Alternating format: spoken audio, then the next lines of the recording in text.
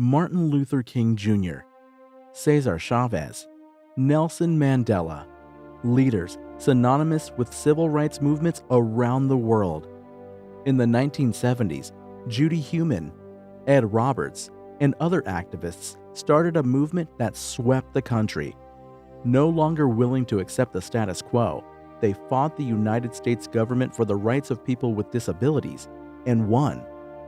In her memoir, Judith Heumann, the only daughter of German Jewish immigrants, recounts life growing up in Brooklyn, the monumental 504 sit-in at the San Francisco Federal Building, and her illustrious disability activism career, affecting change around the world. Welcome to Behind the Book with Ability360 with Judith Heumann and her co-author, Kristen Joiner. Hey everybody, welcome to episode 6 of Behind the Book with Ability360, and thanks for joining us today. My name is Casey Kaler, and I'm joined here by a few of my colleagues from Ability360. Today, we will be talking with Judith Heumann and Kristen Joiner about ableism and silence surrounding the disability community. Yeah, kind of to go off of that, what was that learning process like for you to kind of learn more about the civil rights, the disability rights movement throughout the process of writing this book? Well, it was hugely educational. It's a journey I'm still on. There's so many different pieces to it that I was constantly learning. And there were things sometimes, I remember there were really specific times when Judy would say something to me and she would say it as if,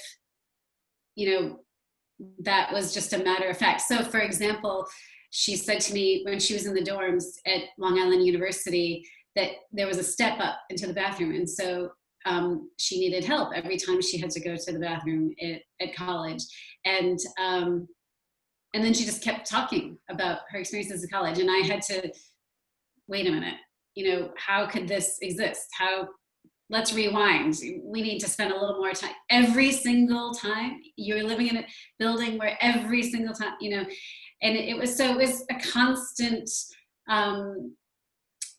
learning on my part. It was also really a deconstructing on my part. Why was the disability movement, disability rights movement, the issue disability so invisible to me? That was something that I kept trying to understand, especially because I had spent my career working on these issues and particularly in media.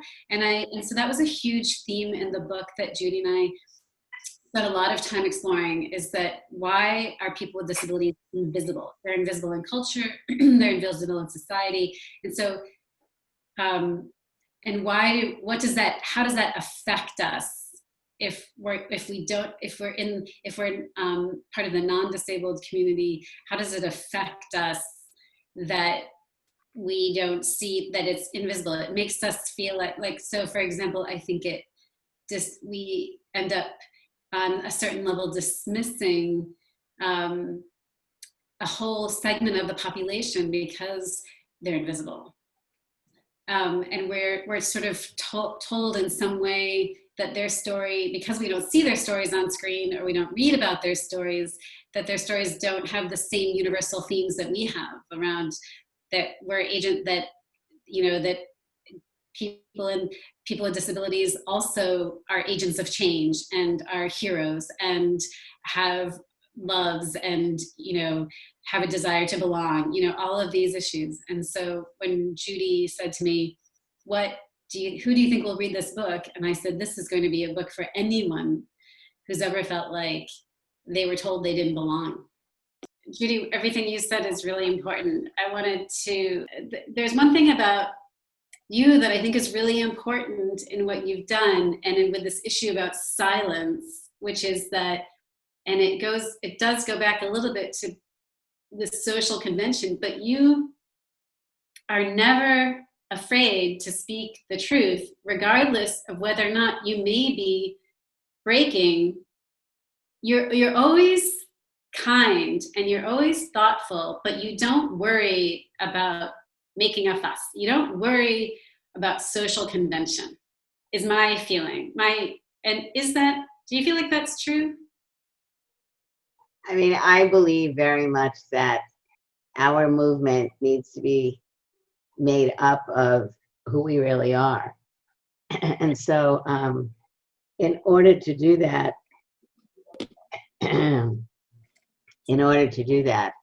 we it is our responsibility as leaders within the movement to speak up. And so, as I've said, I really I haven't really measured it about whether it's conventional or not. I just wanted to say that I also think it's important for bystanders, allies. Silence also comes from the people in Germany who saw your parents being taken away and didn't say anything, right? That you were talking about. It's the people, the silent, from the witnesses, the silent witnesses to what is going on. It's, people like me and other people who see it and they need to speak up, or who are in a position of power in the media, in the culture, writers, artists, filmmakers, journalists. I mean, I think, today the issue of silence is critically important, not just in the area of disability, but, I also feel like, looking at these people in Michigan standing in front of the legislative body with all these guns is a very scary thing. And when you know the number of people in the United States who have guns, I think it's scary. And I do think those things also, we, in some very real way, in the activities that I've been involved with my whole life around the disability rights movement or other movements, there has been risk involved, but by and large, I don't want to say this is true across the board.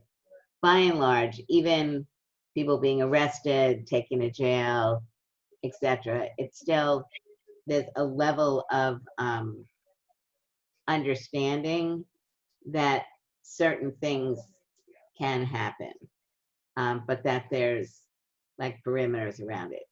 Now, when we look at the issue of the number of Black and brown people in communities, many of whom have disabilities, who have been killed by the police, that's another very critical issue that I think the disability community, quite frankly, needs to be speaking more about, because, when we learn that these people, many of whom have disabilities and have not been getting the kinds of supports that they've needed over the years, and then are in these risk factors, being deaf, having an intellectual disability, mental health disability, whatever it may be. I do think those are areas that we need to be speaking up and out about more, and recognizing that, if we're really doing a cross-disability movement, then we really need to be delving more deeply into the barriers that people face in various communities. And right now with the COVID situation, and you look at the higher incidence rate of Black and brown people dying, and people are talking about underlying conditions. The underlying conditions are all disabilities, hypertension and diabetes, which are two of the issues that people talk a lot about. These are people, in not all cases, but in many cases, we're not getting the kinds of healthcare services, et cetera, to ensure that their diabetes and hypertension were being appropriately addressed. And when they're dying from all of this, some of us are beginning to say, these are disabled individuals. They are Black and brown. They are also disabled individuals. And I think that's, one thing which is very important about our movement. And I think we are, moving more into recognizing that in order to really represent the community of disabled people, we really need to be made up of the diversity. which goes beyond just disability and sexual orientation and religion, but really needs to be more inclusive of race. So one thing for me is in writing this book, and even after the book and Crip Camp, it's on some level freed me to think more about issues that I maybe didn't focus on as much, because when writing a book or when saying something for a movie, for me at least, I'm trying to be saying things that are not just on the surface, but go down more deeply.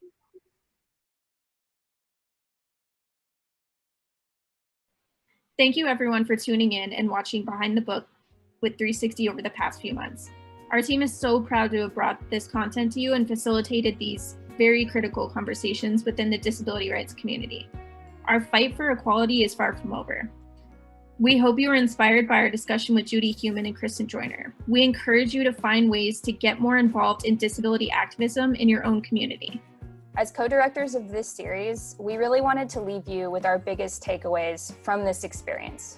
For me, as a non-disabled person, this was a really eye-opening experience to understand the ableism that was present in my life before. What really stood out to me, as Kristen Joiner mentioned in our first episode, and the one you just watched, is at times I didn't really fully understand and see the disability community that was all around me. So throughout this experience, I think I really learned a lot about the importance of visibility and to give a voice to marginalized communities. And I really hope that's something that non-disabled viewers are able to take away from this as well as they watch this series, really. So for me, this is an integral part of history that I feel many of us are missing. We aren't taught about these vital pieces of civil rights history in school. And we live in a nation that has stood for nearly 250 years, and to date, the longest sit-in, the longest occupation of a federal building was held by people with disabilities. I mean, this is what separates America from other countries, right? We get to stand up and question and demand change when we see injustices. And the disability rights movement and the work done by Judith Heumann, by Ed Roberts, by Justin Dart, by Katie Cohn, and so many others is a massive piece of history that I feel a lot of us are missing. So my hope is that viewers can take that knowledge and continue to work towards total inclusivity. We also would like to take this opportunity to thank some significant contributors to this project. First of all, we have to thank our marketing staff here at Ability360. They were really instrumental in helping us create the graphics, the website, marketing materials, really everything for this project that you've seen for the past few months. Karam Gafsi was our executive producer. He worked extensively with Casey and I to really help bring all of these fantastic episodes to life in this series. We also want to thank special guests that have appeared in the episodes throughout the series. First, the SIL Executive Director, Stuart James, Ability360 President and CEO, Phil Pangrazio, Crip Camp Co-Director, Jim Lebrecht, and disability rights activists here in Phoenix, Xochitl Rascon and Calvin Cook. And finally, we want to extend a heartfelt thanks to Judith Heumann and Kristen Joiner. First, for writing such a phenomenal book, and second, for graciously giving us their time to talk about all of these critical issues. We hope that all of you have enjoyed watching this series as much as we have had in creating it. If you're looking for more information and want to go back and rewatch any of the episodes you may have missed, check them out on our website.